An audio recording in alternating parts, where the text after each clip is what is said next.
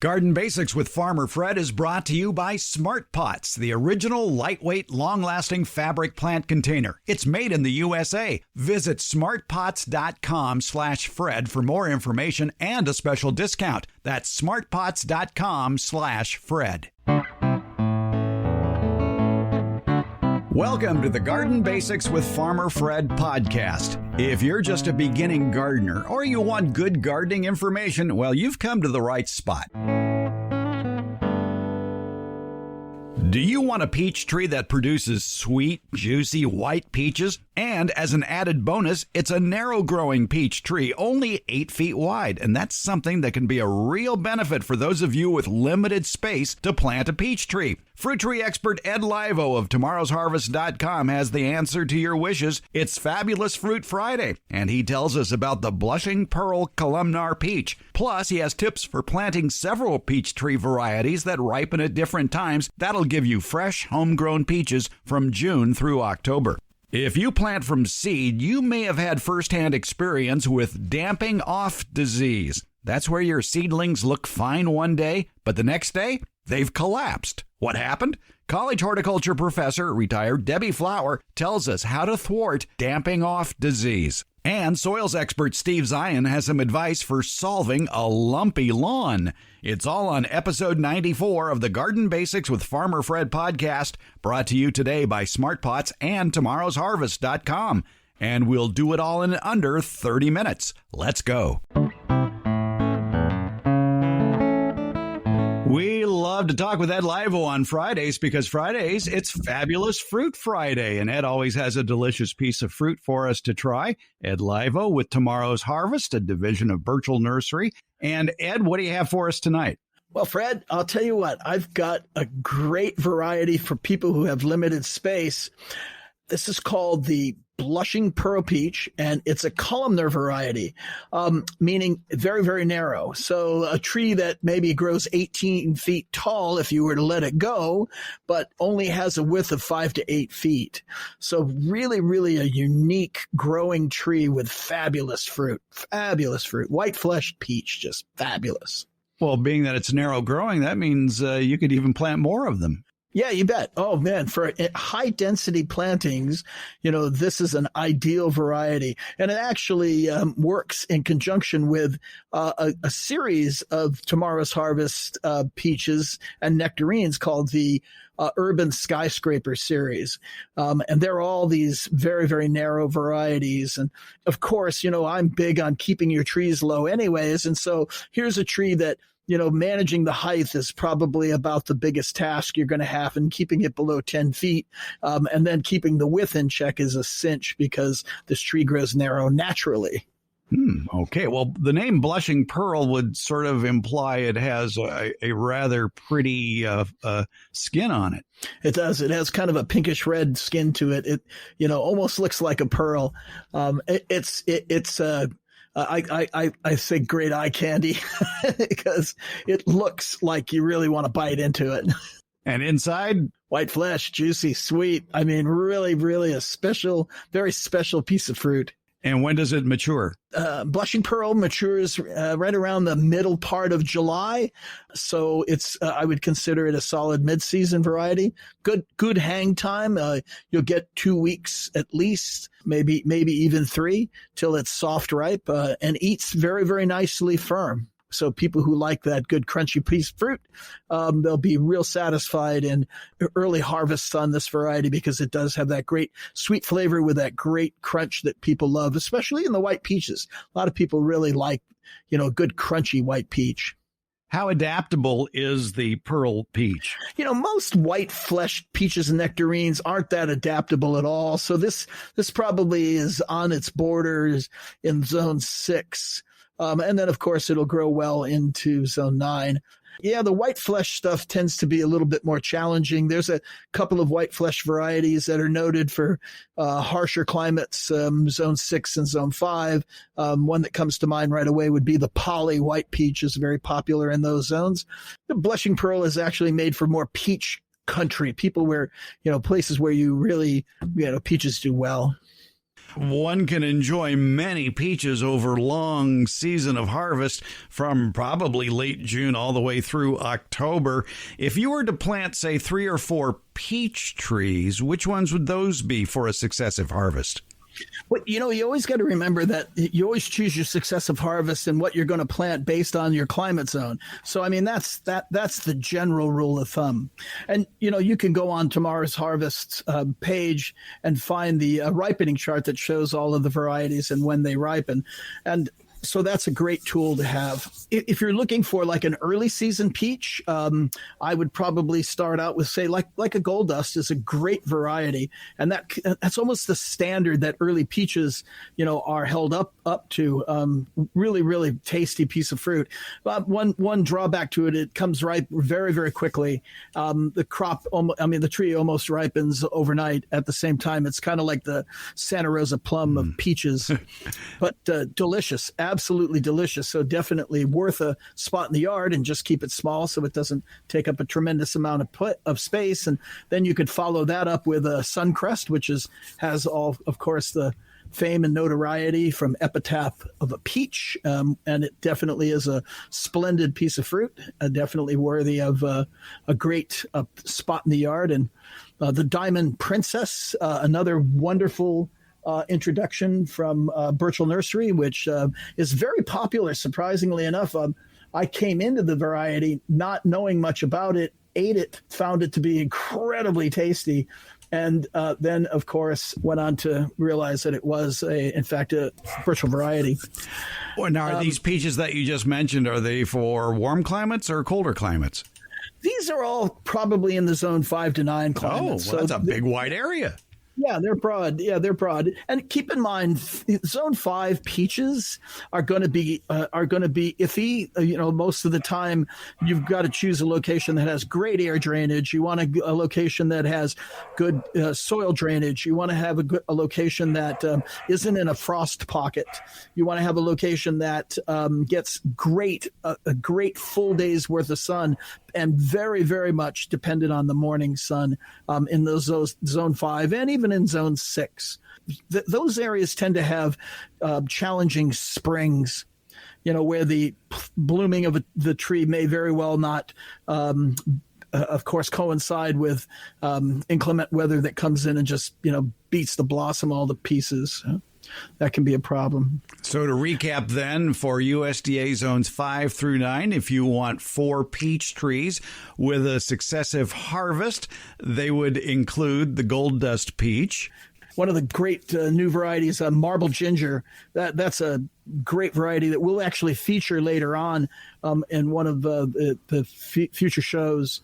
It really, really flavorful mid-season peach. Then for a late-season peach, I would probably go with something like, maybe a Pink Diamond. The Pink Diamonds are really, really delicious and large, white flesh peach, and very, very tasty. And then one that's really getting a lot of notoriety, especially because of how late it is. This variety comes in pretty much late or mid-October, and that's a variety called Pumpkin Spice. It's another real great acid sugar blend peach. So I would say that would be the perfect successive ripening for literally peaches June to October. And remember, our last show about donut-style peaches and nectarines. I mean, just take the concept of donut style peaches and nectarines and actually think about having, a donut peach or nectarine for almost the entire summer season. That's doable with the varieties now offered by Tomorrow's Harvest. And if you go on the website and you just look under our product page, you'll find that there's a category just set up that has peaches, just peaches, donut peaches, and donut nectarines on it. And we have a great collection, and they're all absolutely out of this world. And the key then, though, is to choose those varieties that ripen at different times so you get your fill of peaches all summer long. Yeah, absolutely. And into the fall. Yeah, and nectarines too. So grow a wide variety of peaches for an extended harvest season, and be sure to include the Blushing Pearl Columnar peach in your peachy plans. Ed Livo, we learned a lot. Thanks so much. Hey, My pleasure, Fred. And we'll try to come up with something great for next week. We'll see you then. Smart Pots are the original award-winning fabric planter. They're sold worldwide. Smart Pots are proudly made 100% in the USA. Smart Pots are also BPA-free. There's no risk of chemicals leaching into the soil, your herbs, vegetables, and other edibles. That's why organic growers prefer Smart Pots. Smart Pots' breathable fabric creates a healthy root structure for plants. Smart Pots come in a wide array of sizes, and they can be reused year after year. If a frost or freeze is in the forecast, moving your frost-tender plants that are in the Smart Pots that have handles makes them even easier to move closer to the house for added warmth, or you could even move them inside. Visit smartpots.com/Fred for more information about the complete line of Smart Pots lightweight fabric containers. It's Smart Pots, the original award-winning fabric planter. Go to smartpots.com/Fred for more info and that special Farmer Fred discount on your next Smart Pot purchase. Go to smartpots.com/Fred. Here on the Garden Basics, we like to answer your garden questions. Don Sawhill left a message at the Get Growing with Farmer Fred Facebook page. That's certainly one way to leave a message with us. You could even leave a picture. But Don's question was rather short without too many details. Man, oh man, we love details, including where you live, because that can have a lot to do with the answer to the garden question. So always remember to put the city you live in or nearby area so we can help you figure out what the issue may be. Don writes in and says, how can you prevent damping off? When it comes to horticultural terms like damping off, we bring in a horticultural teacher. College professor, retired, Debbie Flower joins us to help us answer garden questions. And what exactly, Debbie, is damping off? Damping off is a fungal disease that attacks only seedlings. So the fungus would exist in the soil, in the media you're growing the seedlings in.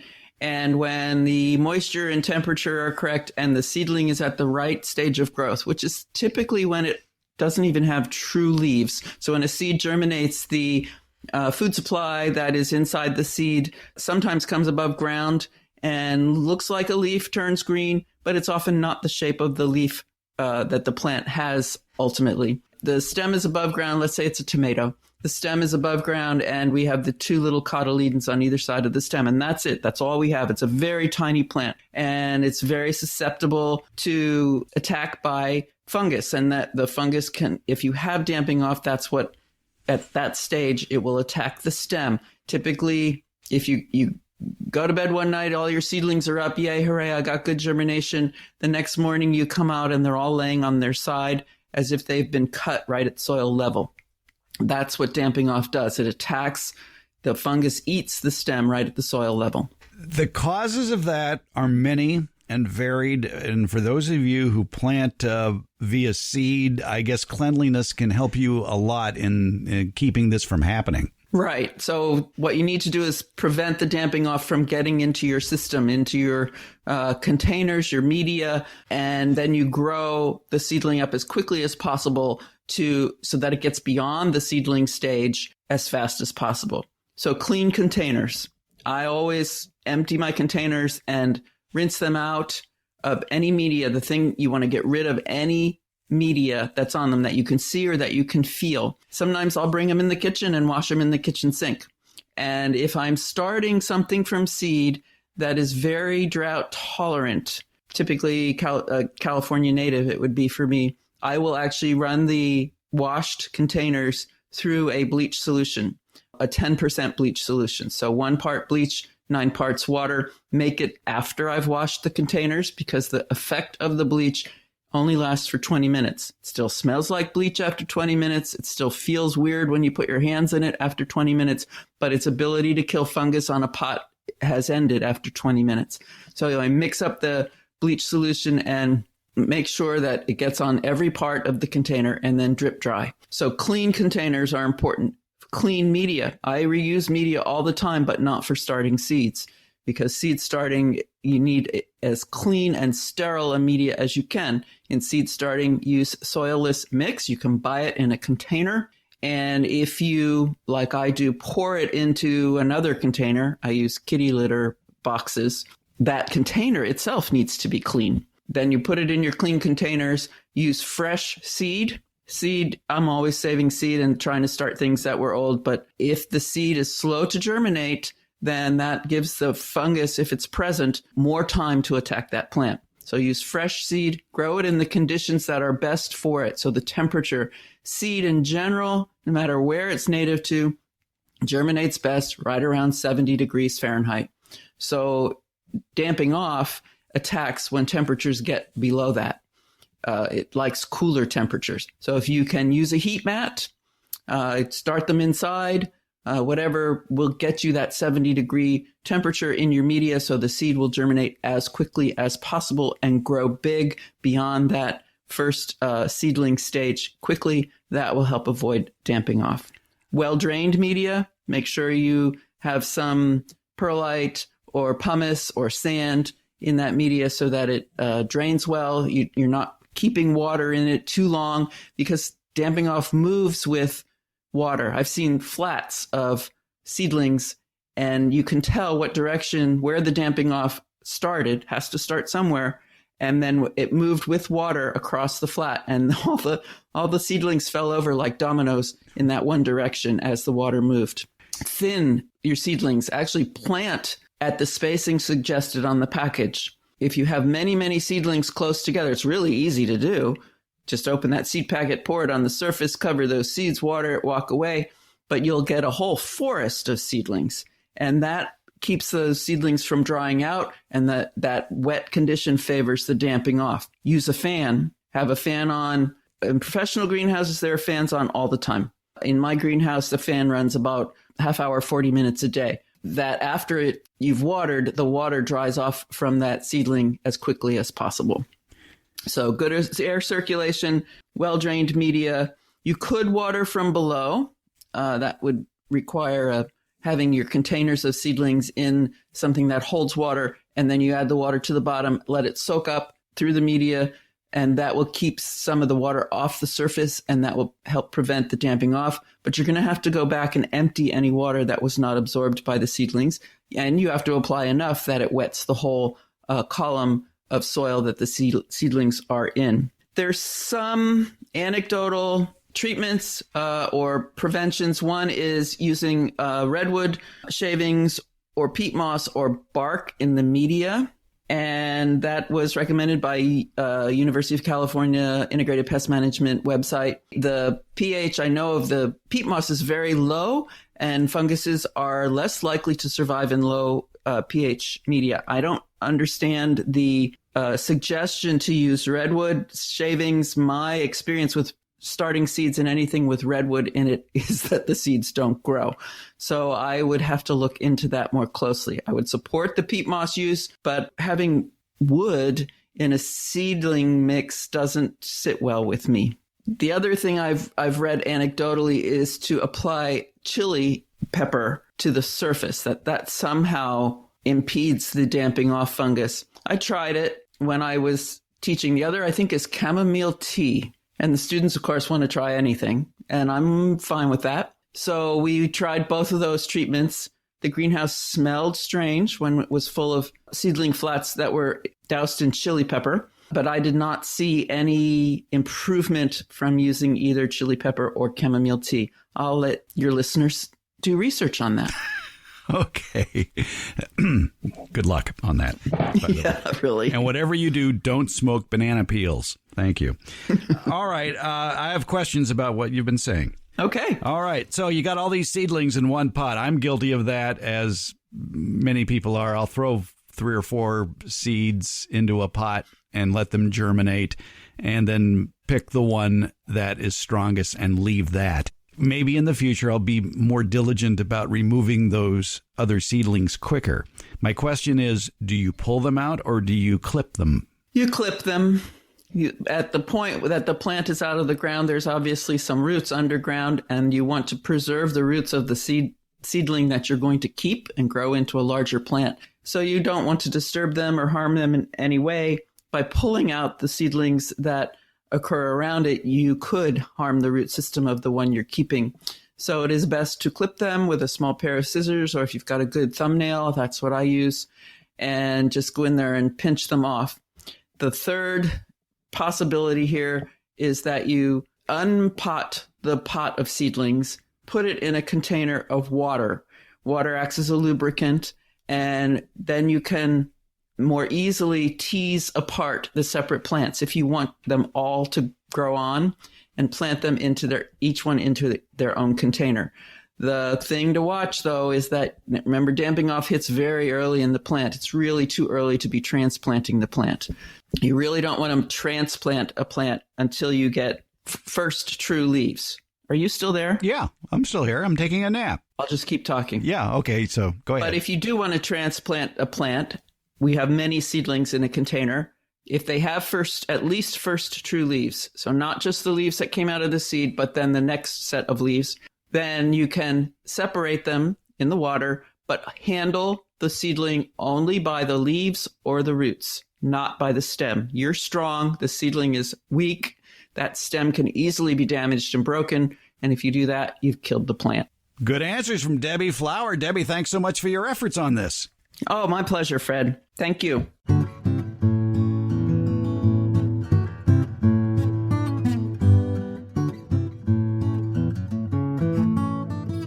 The warmer weather means that fruit trees and berry bushes will soon spring to life with the promise of tasty, nutritious, fresh fruit for you and your family. So what are you waiting for? A website with more information? Okay, you've got it. It's tomorrowsharvest.com, your go-to site for a complete line of backyard fruit trees and bushes. Tomorrow's Harvest fine line of fruit trees is the result of 75 years of developing, testing, and growing. 3 generations of the Burchell family have been at the forefront of research and development of plants of the highest quality, and all of these beautiful edible plants have been carefully cultivated for your home garden. Look for Tomorrow's Harvest fruit trees at better retail nurseries. And if your favorite nursery doesn't carry any of Tomorrow's Harvest fruit, nut, and berry varieties, you can order them directly from tomorrowsharvest.com. And when you order them online, they come in plantable paper pots ready for you to stick directly in the ground, pot and all. Let the Burchell family's 3 generations of experience take root in your home orchard, landscape, and garden.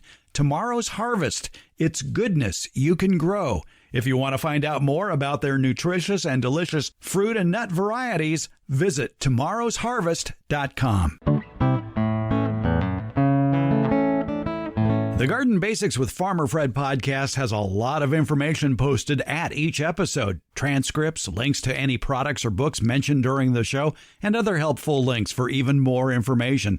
Plus, you can listen to just the portions of the show that interest you. It's been divided into easily accessible chapters.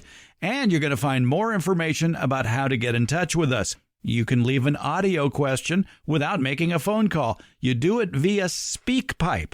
Go to speakpipe.com/gardenbasics. It's easy. Give it a try. If you're listening to us via Apple Podcasts, put your question in the ratings and reviews section. You can text us questions and pictures or leave us your question at 916-292-8964. That's 916-292-8964. And you can email us, fred@farmerfred.com. And please tell us where you're from, because that'll help us greatly accurately answer your garden questions. Because after all gardening is local. In the show notes, you'll find links to all our social media outlets. That includes Facebook, Instagram, Twitter, and YouTube. Also, you'll find a link to the farmerfred.com website. And thanks for listening. Joining me, soil podologist Steve Zien. And Steve, we have a question that Shirley sent to us via SpeakPipe. Let's give a listen. How can I get an old lawn leveled? It's full of bumps and hard for old people to walk on. Appreciate your answer. Thank you. Go ahead. Wow. Get it out of your system. It kind of depends on what those bumps are. I remember years ago when we did the radio show, there was a lady who was complaining about little tiny bumps, and she was tripping over them. And those were we determined that those were the results of worm activity, which is a beneficial thing. Those typically break down very, very quickly. When you walk over them, they will be, knocked over very, very quickly. I would like to think that that's not the issue, that she has basically an unlevel soil. And really one of the better things to do, it's going to take time, is to find soil somewhere else in the landscape and then dig that up, mix that up with a little bit of compost or worm castings, and then sprinkle it lightly over the low spots to help fill them in. You've got to do it lightly so that you're not killing off the lawn. After numerous applications, it will get more level. Another thing you can do is get like a thatch rake, which is like a metal garden rake, but instead of having round tines, the tines are like little knives, and you could rake the soil up a little with that, and then use a regular garden rake to move the soil into the low spots, because that will loosen up some of that soil. Those are a couple of options. When you have an old lawn that might be very, very healthy, but the soil, it settles in different spots. Over the years, there's been different amounts of organic matter put in there, and there's different amounts of biological activity. And so the nice level soil becomes unlevel. That can become a problem for some people. Let's talk about some other possibilities as to those lumps in the lawn. And I'm thinking they might be shallow tree roots as well. Oh, that's a good idea. Very, very possible. And there's really not a whole lot you can do in that case.